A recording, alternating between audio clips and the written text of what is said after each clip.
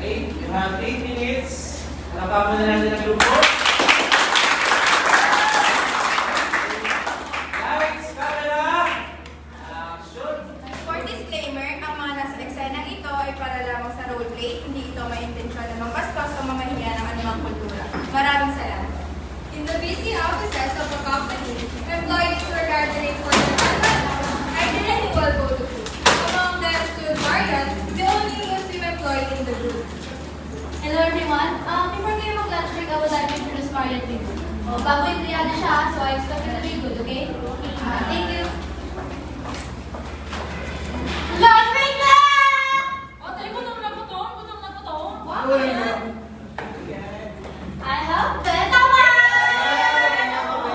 Everyone sila na ako. Gutom na ako. Ikaw ba yan? Ano ko siya? Susubahin ka na ako. Subukan ka tayo.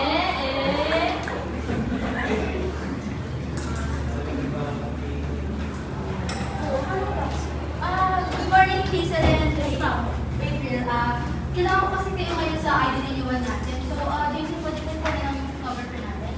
Sure po, tapos naman na pa ako, sorry. Okay. April, pakisabihan na lang yung team natin. May regards tayo. Okay, salamat. Thank you. Everyone, we have an ID renewal later. Jason is our assigned photographer today, and you guys should prepare already.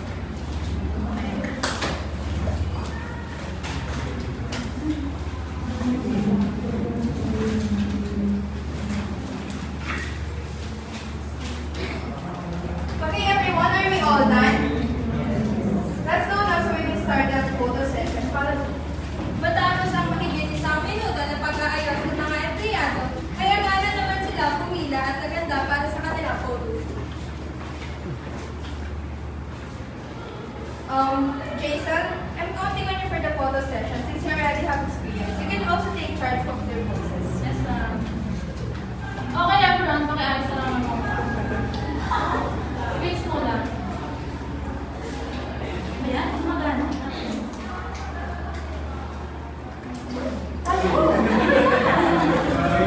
Next. Team. Ayan, ayos! Next, Dio.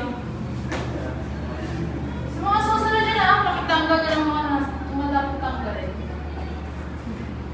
Ano?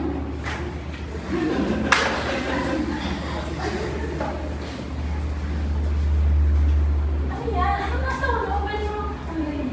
Alam mo, hindi po pwede. Sorry po. Pinagbabakal po sa amin tanggalin ko naman basta. Saglit lang naman for ID renewal naman eh. Hindi po talaga pwede. Tagal mo na kasi saglit lang naman eh. Ba't na sa ID o may work pa tayo? Alam mo, sometimes you just have to let's go. Naging komportable ang isang empleyado dahil sa pinapagpapalala ko. Nasa kanilang kultura kasi napiniwas naman sa pagdagal ng freedom sa kanilang kultura. Teka lang ha. Kasali-sali naman yung control dito eh. Respetuhin nyo na lang. Yes! Ano na yan? Kayo. Sa huli, hindi na pinilit ang Muslim nilang empleyado at pinayaan itong una ng mura. Isang sandali matapos ang photoshoot, hindi maalis sa isip ni Dio ang pag-aalala. Sa kanya, hindi maganda ang pagtrato ng ilan kay Mario. Kaya naman, nag-ibig ang naglalagado dahil sila ng HR para ikahagi ang lahat na nakita at naramdaman niya. Magandang mga ma'am. Gusto ko lang po sabihin sa inyo ang sa photoshoot na pinipilit po nila ng presentation ni Marian. Nasabi lang po, gusto ko po lang po ng patas ng trato sa amin lahat.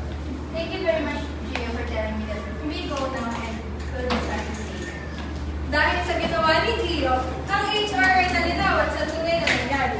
Dahil dito, ang balita ay umabot sa manager at napagdesisyonan nilang pag-usapan ito at ayusin ang nangyari upang mapanatili ang tamang pagtrato sa loob ng kanilang kumpanya. Good afternoon, everyone. I've been informed about what happened earlier. And I cannot accept this kind of behavior. Pantay-pantay tayo rito. This meeting is about workplace ethics and respect for diversity. Ma'am, tungkol po ba ito kanina sa nangyayari? Yes. Marian, can you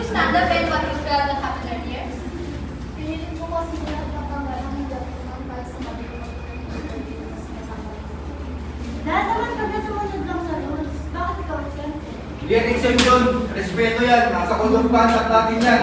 Tama, nakasaad sa Code of Ethics sa ikalang religious beliefs ng bawat isa.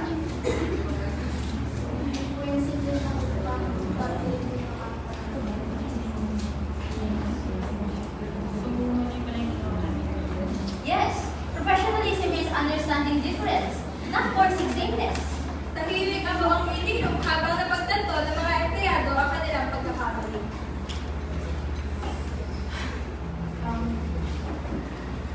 Marian, if I know pala na hindi ko reflectan ko rin dapat hindi nakita pinag sorry talaga. Marian, sorry kanina, akala kasi hindi ko ba? Sorry. Ang gabi ang book company. Sa mga nangyari. Sa susunod din na namin gawin. Maraming salamat sa inyo. Gusto ko lang mag-vlog si Dennis. Oh, let this be a reminder, ethics is not just about rules. It's about compassion. From now on, ipa-follow na natin ang Code of Conduct with respect,